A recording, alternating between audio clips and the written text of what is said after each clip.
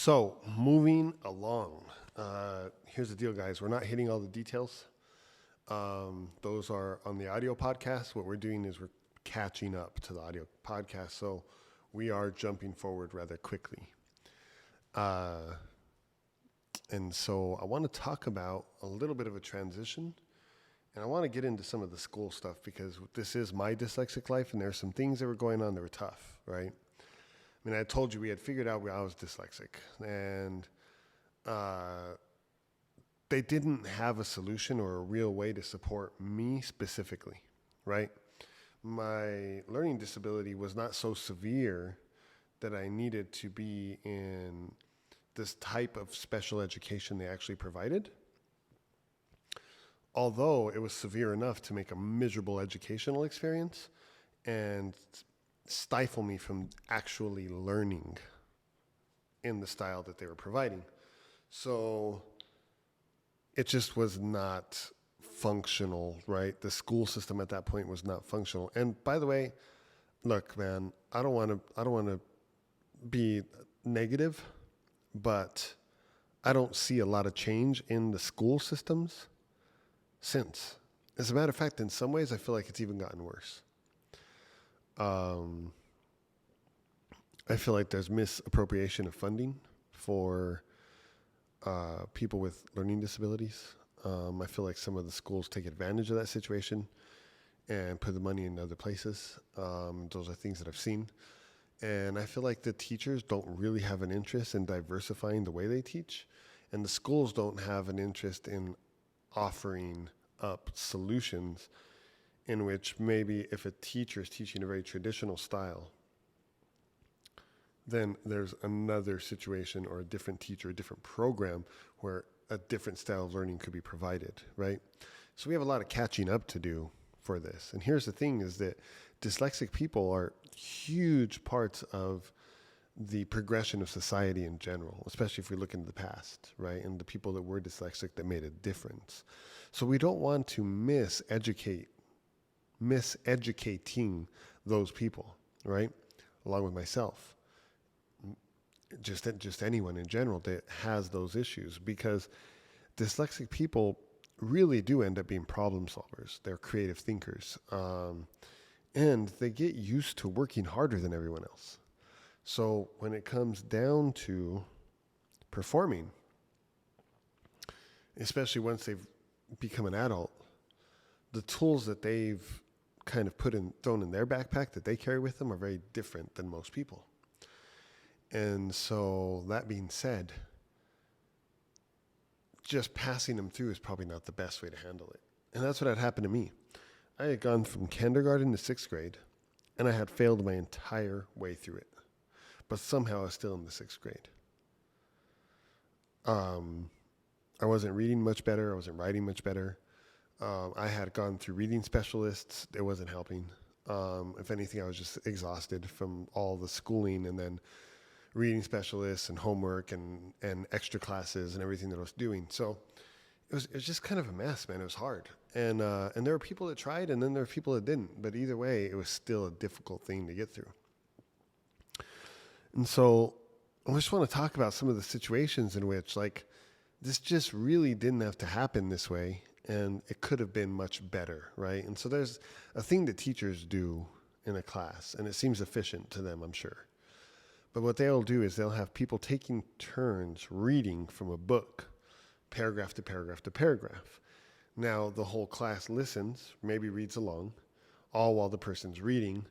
And so now they know that everybody's retaining the information as best as possible, right? Now, that makes sense if you have a class that learns traditionally and you don't have any dyslexic students. That's great. Do it. That's a great way to teach. For me, it was a terrible way. It was actually terrifying. Now, I want you to go through this with me, okay? You're sitting in a classroom. Teacher tells you to open up the book. This book is filled with words, little tiny words. Paragraph, paragraph, paragraph. The first thing you do is you start figuring out the paragraphs. Okay, there's a break, there's a break, there's a break. It's indented here. And you're trying to figure out get organized. This is what I would do, right? Because I'm already starting. My anxiety is already starting. I know what's going to happen here. Now, I sat about the second row, third seat. So I'm looking over. She's going left to right, one back, left to right, one back, left to right. So I'm like, okay. So if each person's going to read a paragraph, if I can count these paragraphs, by the time she gets to me, this should be the paragraph I'm on. Now, that's not an easy thing for me to do because it's still words that I'm dealing with. It's still paragraphs. It's sentence structures, right? So she's not waiting and saying, hey, Robel, figure out what paragraph you're going to read. No, she has told the student to start, and he's reading. And the next one's reading, and the next one's reading. So I'm racing against time trying to figure out what my paragraph is. I'm not listening to any of that. So I'm not retaining any of that information. As the kids are reading, I'm getting there and I'm saying, okay, this is my paragraph. I found it. Now that I found it, I'm going to read this paragraph over and over and over again so that I basically have it memorized so that by the time they get to me, I can get through it smoothly and not be teased, laughed at, feel like an idiot, all the things that happen with not being able to read and you're already in sixth grade. So filled with anxiety, by the way. Now, I don't know if you guys know what anxiety feels like, but if you do, you know what that is. Now, put it into a child, and now I have to read this. And I can't read well anyways. But I know I'm going to read even worse than I can read just because of the anxiety that I'm feeling. And finally, she gets to me, and I start reading, and I'm on the wrong paragraph. I miscounted. Something changed. Maybe she had someone to read too. Maybe she skipped a person. I don't know what it is, but I'm on the wrong paragraph now. And now she is angry at me because she's saying I wasn't paying attention. Why couldn't I just read along? She has no idea the mental struggle that I've been going through to try to prepare for just that. And now I failed, so my anxiety is through the roof. And she's upset. So that makes it even worse.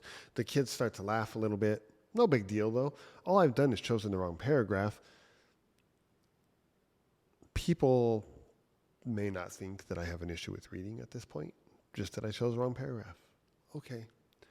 Will somebody tell him what paragraph we're on? How are they going to tell me that? They're not numbered. Well, somebody in the class is nice enough to read the first few words of that paragraph. And now I need to go paragraph to paragraph to find those first three words. But my anxiety's through the roof. I can barely read anyways. Everybody's looking at me. And so I'm reading these words, but they're not making sense. And I can't find the paragraph. She rolls her eyes, walks over briskly, and points sternly on my book. Right here, Robel. You need to pay attention. How many times have I been told I wasn't paying attention? Or that I'm lazy or wasn't trying. When I was working harder than everybody and I was always trying. And I couldn't pay attention to what was happening because I needed to set myself up for success. If I would have read with everybody, yeah, maybe I'd have known where we were, but I wouldn't have read the paragraph. But guess what? I didn't read it anyways because I read the wrong one. So I've screwed myself. At least she pointed out the correct paragraph. I began to read. Now, my anxiety is so high at this point, I cannot make out these words. I'm all over the place. I'm skipping sentences. I can't tell that I'm doing that. I'm turning words around. I'm stuttering. I'm going from one paragraph to another. And she is just gaining more and more, becoming more and more impatient. And the kids are starting to laugh, and it's getting worse and worse and worse. And all I can think of is, Lord, please help me get to the end of this paragraph so this can be over. That's what it felt like to be dyslexic in the sixth grade. I absolutely hated school. They could have told me, hey, you are going to go dig shit, and then you're going to go dig it up, and then you're going to go put it here, and then you're going to put it back, and you're going to do that for 8 hours a day. And that's what you're going to do instead of going to school, and I would have been happy. I hated it. It was a terrible experience.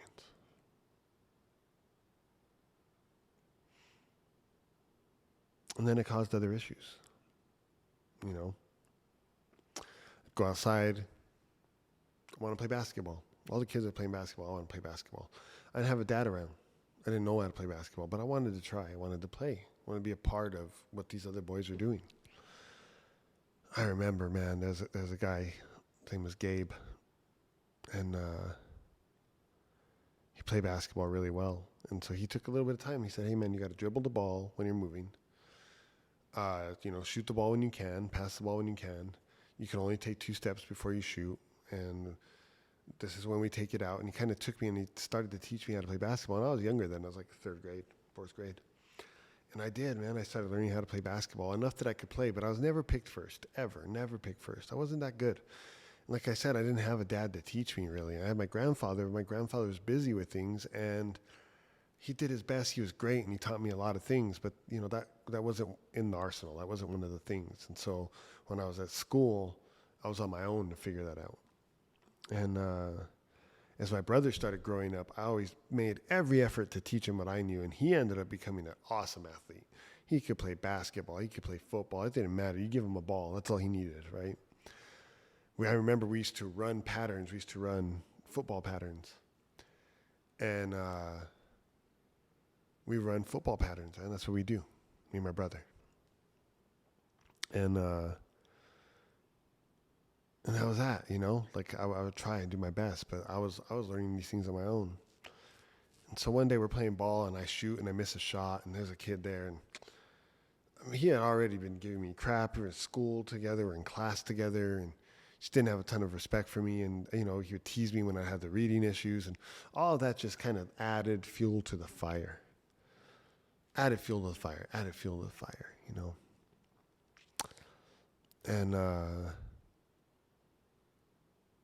one day he decides he wants to fight. We're on the basketball court, and I think he thought since I was weak at everything else, he was just going to beat me up. He started swinging at me. He didn't give me any opportunity to do anything. And the reality was that my dad had been teaching me these things. Teaching me to hit first, teaching me to hit fast, teaching me to hit hard, don't stop, all of these things. And I knew these things, but I was a nice kid, and I didn't want to do these things. I didn't want to hurt people. And so he comes at me, and he's swinging at me, and I'm moving. I remember I kind of dropped my level, and I grabbed him, and I tackled him onto the ground, and I jumped on top of him, and he's just swinging away, and I'm holding him there. God, I could look at him like, man, this guy hates me, and I didn't want to hurt him, so I held him, told him to calm down. All of these things just stem from that, that lack of confidence that grew in me when I was in class dealing with these things. And now, like, I'm being picked on the basketball court where I'm just trying to have fun. I'm trying to fit in, but I don't fit in because I'm different than everybody. And teachers are doing everything they can to point that out and make me feel bad and make everybody else look at that and then separate themselves, right? And so I'm going through all of that. I'm trying to stay strong, and I was able to. A lot of kids don't, or they turn different ways. I went a different direction. I overcompensated. I became real strong. I became mean later on. All I'm saying is, if you're a teacher, if you're a parent, you're dealing with someone with a learning disability, you're dealing with a dyslexic student, take some time, man. Figure out the right way to work with them. Figure out how they learn. You're going to be surprised. It's your job. Sorry. It's what it is. If you're a parent, it's your job. If you're a teacher, it's your job. If you're a principal, it's your job. It's just what it is. You got to deal with it. You got to be a part of it. And you got to do a better job. This is my dyslexic life. We're at the 6th grade right now. Have some great stories coming. And just really appreciate you guys, man. Remember, keep your head high. Stay up. Live a great life, man. Appreciate everything. Live in gratitude. All of those things. The more you appreciate, the more you'll get. It's just the way it works. And I love you guys. And my dyslexic life. Excuse me, let me say that one more time. My Dyslexic Life. Thank you.